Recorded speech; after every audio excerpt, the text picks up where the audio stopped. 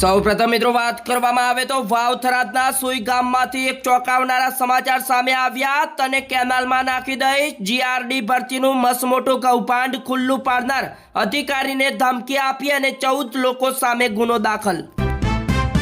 ભારત ખરીદશે 5 નવી S-400 સુરદર્શન air defence system, જ્યારે રશિયા સાથે મોટી ડીલ ફાઇનલ. પંચમહાલના ગોધરાના સારથિયા બજાર ખાતે હિન્દુ મુસ્લિમ સાથે મળી પ્રગટાવી એકતાની હોળી. ઈરાન અને ઇઝરાયલ વચ્ચે યુદ્ધના કારણે અનેક ફ્લાઇટો રદ, જ્યારે મિત્રો હજારો મુસાફરો અટવાયા. ત્યારે અબુધાબી એરપોર્ટ પહેલા જ ફ્લાઇટ ડાયવર્ટ કરાઈ.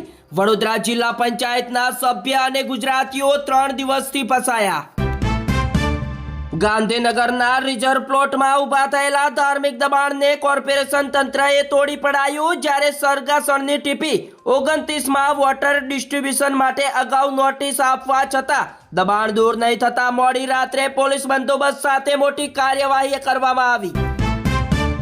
ઈરાન અને ઇઝરાયલ યુદ્ધ વચ્ચે ક્રૂડ ઓઇલની કિંમતોમાં મોટો ભડકો જોવા મળશે. જ્યારે મિત્રો એક જ ઝાટકે 12% ઉછળી $80 પાર. અમેરિકાના હુમલામાં ખામેઈના પત્નીનું મોત, જ્યારે લેબોનના 18 ગામોને તાત્કાલિક ખાલી કરવા ઇઝરાયલનો મોટો આદેશ. અમેરિકાવાળાને મારનારને અમે શોધીને ખતમ કરીશું, જ્યારે ટ્રમ્પના રક્ષા સચિવનું આક્રમણ નિવેદન આવ્યું સામે. સુરેન્દ્રનગરના વઢવાણ તાલુકાના 5 ગામમાં માલઢોર માટે પાણીની ગંભીર સમસ્યા આવી સામે. જ્યારે મિત્રો વિકાસના નામે સીમ તળાવ પર દબાણ કરતા 5000થી વધુ અબોલ પશુઓના જીવ જોખમમાં મુકાયા. મિત્રો આગળ સમાચાર જોતા પહેલા વિડીયોને પ્રેમથી એક લાઈક કરી દેજો અને વિડીયોને પૂરેપૂરો સાંભળવા તમારો ભાઈ અપીલ પણ કરે છે. ત્યારે મિત્રો શિયાળામાં દરરોજ સરેરાશ શરદી, ઉધરસ અને તાવના 32 કેસ, જ્યારે મિત્રો નવેમ્બરથી 20મી ફેબ્રુઆરી સુધીમાં હોસ્પિટલમાં કુલ 3635 શરદી, ઉધરસ અને તાવના દર્દી, જ્યારે મિત્રો કોરોના સ્વાઇન ફ્લૂનો એક પણ કેસ નહીં. ગુજરાતના 10 ડેમમાં ગંભીર ખામી આવી સામે, જ્યારે GSDSOના રિપોર્ટ સરકારની ચિંતા વધારી.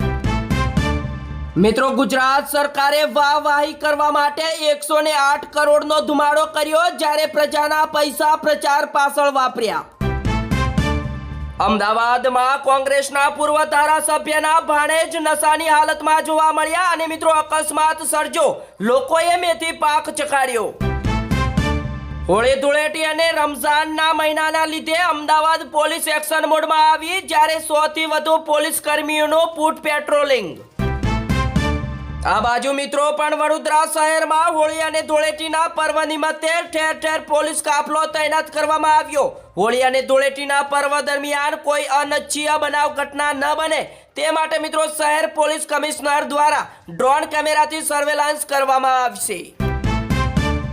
જામનગરના હાપા માર્કેટિંગ યાર્ડમાં આજે નવી ક્લોઝિનની 10 મણની આવક થઈ, જ્યારે મુહૂર્તના સોદામાં 20 કિલોનો ભાવ 4151નો ભાવ બોલાયો. બીજા મોટા સમાચારની વાત કરવામાં આવે તો જામનગરમાં ભંગાર રાખવાના બાબતે 2 પાડોશીઓ વચ્ચે જોરદાર તકરાર. એક વૃદ્ધ મહિલાનું 2 પાડોશીઓએ હુમલો કરી નાક કાપી નાખ્યું. દ્વારકા નગરીમાં જામ્યો હોળીનો જોરદાર માહોલ. કાનાની ભક્તિમાં વિદેશીઓ ઘેલા થયા, જ્યારે મિત્રો ગુલાલ અને ભક્તિના રંગે રંગાયા શ્રદ્ધાળુઓ. ત્યારબાદ મિત્રો ગુજરાતમાં કાળઝાળ ગરમીનો હવે પ્રારંભ. અમદાવાદ સહિત અનેક શહેરોમાં વધશે તાપમાન, હવામાન વિભાગની મોટી આગાહી આવી સામે. મિત્રો અમદાવાદમાં માનવતા લજવાઈ, માસૂમ સાથે અડપલા કરનાર વૃદ્ધ ઝડપાયો. માતાએ લાઈવ CCTV કરતૂત જોઈ દીકરીને ઉગારી.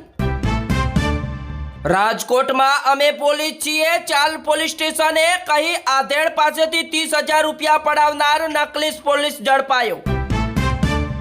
વાપીમાં રિસ્કામાંથી 13.730 કિલોગ્રામ ગાંજાનો મોટો જથ્થો પકડાયો, જ્યારે મિત્રો 5ની ધરપકડ કરવામાં આવી, જેમાં મિત્રો 2 વોન્ટેડ પણ સામેલ.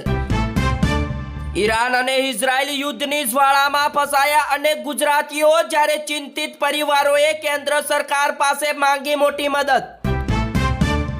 મિડલ ઈસ્ટ યુદ્ધ મામલે સૌપ્રથમ વખત પીએમ નરેન્દ્ર મોદીની આવી પ્રતિક્રિયા. ઈરાને યુએસઈ પર કરેલા હુમલાને વખોડ્યા. મિત્રો, હાલ અત્યારે ઈરાન અને ઇઝરાયલ વચ્ચે યુદ્ધ ચાલી રહ્યું છે, એટલા માટે ભારતમાં એલર્ટ મૂકવામાં આવ્યું. રાજ્યોને સાવચેત રહેવા કેન્દ્રનો મોટો આદેશ. અને મિત્રો, સોશિયલ મીડિયા પર એક્ટિવ રહેવા પણ અપીલ કરવામાં આવી. ત્યારબાદ મિત્રો, ખામેઈના મોત મુદ્દે જમ્મુ કાશ્મીરમાં હિંસક દેખાવો જોવા મળ્યો, જ્યારે ટોળાને વિખેરવા લાઠી ચાર્જ પણ કરવો પડ્યો.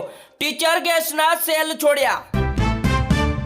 મહારાષ્ટ્રના પાલઘરની કેમિકલ કંપનીમાં ઝેરી ગેસ લીક થતા ફફડાટ જોવા મળ્યો. સ્થાનિકો ભાગતા નજરે પડ્યા. બીજા મોટા સમાચારની વાત કરવામાં આવે તો ઓમાનના દરિયામાં 21 ક્રૂ મેમ્બર લઈને જતા જહાજ ઉપર ડ્રોન હુમલો, જ્યારે ભયાનક વિસ્ફોટ અને એક ભારતીયનું થયું મોત. મિડલ ઈસ્ટમાં યુદ્ધ વચ્ચે બે દેશોના વડા સાથે પીએમ નરેન્દ્ર મોદીની ટેલિફોનિક વાતચીત, જ્યારે ભારતીયોની સુરક્ષા અંગે કરી મોટી ચર્ચા.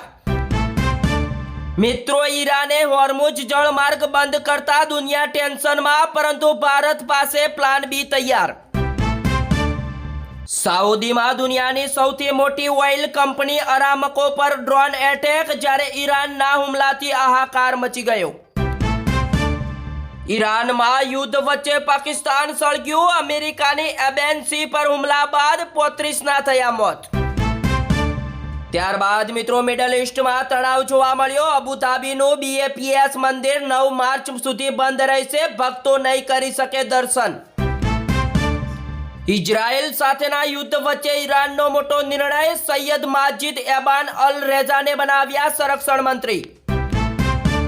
મિત્રો, યુદ્ધ વચ્ચે સાથી દેશે ભૂલથી અમેરિકાના 3 ફાઇટર જેટ તોડી પાડ્યા. 6 પાયલોટોનો ચમત્કારિક બચાવ કરવામાં આવ્યો. ત્યારબાદ મિત્રો, કુવૈતમાં યુએસની ડિફેન્સ સિસ્ટમે ભૂલથી પોતાના જ 3 F-15 ફાઇટર પ્લેન પાડી દીધા. યુએસના F-15 ફાઇટર પ્લેન ફ્રેન્ડલી ફાયરનો શિકાર બન્યા. ફાઇટર પ્લેન ઈરાનની મિસાઇલથી ક્રેશ થયા જ નથી. હવે મિત્રો, જોઈ લઈએ આજના છેલ્લા અને મહત્વના સમાચાર. યુદ્ધના કારણે બુલિયન બજારમાં તેજી જોવા મળી, જ્યારે મિત્રો સોનું એક જ ઝાટકે 5800, તો ચાંદી 10,000થી વધુ મોંઘી જોવા મળી. તો મિત્રો, આ સાથે જ આ સમાચાર અહીંયા સમાપ્ત કરવામાં આવે છે. મિત્રો, આવા ડેલી સમાચાર વહેલા સવારે 6 વાગે જોવા માટે આપણી NBTV ગુજરાતી ચેનલ પર તમે નવા આવ્યા છો તો અને ચેનલને સબસ્ક્રાઇબ નથી કરી તો મિત્રો પ્રેમથી સબસ્ક્રાઇબ કરવા વિનંતી. જય હિન્દ, જય જય ગરવી ગુજરાત. અને મિત્રો, આવા ડેલી સમાચાર તમને નવા ને નવા મળ્યા રહેશે, તો ચેનલને જરૂરથી સબસ્ક્રાઇબ કરી લેજો.